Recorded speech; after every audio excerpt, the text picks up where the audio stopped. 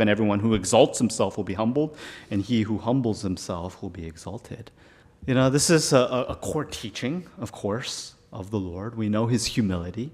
This is the gospel, right? I mean, it's the core message of truth of the Bible, of the gospel. It is to lower yourself, and the exaltation is the cross and the resurrection.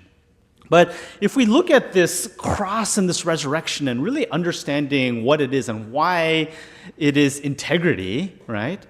What is, we've been talking about integrity and what is real. And the reason why this gospel, this humility, this lowering yourself, this is integrity is because it just simply is truth, right? Truth as truth is.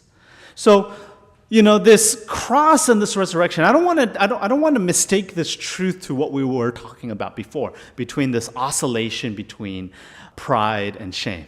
Some people, they look at the gospel and it's like some oscillating method in the world. It's just opposite. If we lower ourselves and then we'll be exalted, and then we've got to lower ourselves again and then be exalted, as if it's some oscillating method, as if it is in the world, because, the gospel is not like that.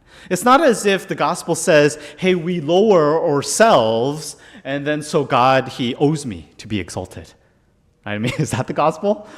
So I lowered myself, and so because of that, I should be exalted. God, you owed me, right? I did something. I served you, God. I did something for you. And so, God, you owe me to be exalted. I should be, I should go to the other side then. I get this side, and then I get that side. You owe me that part, right? And so that's not what it is, obviously, right? That is not the life of the gospel. That's not what we're talking about here. We're just talking about truth. We're not talking about, these things. If we were talking about those things, we're never no different than the Pharisees.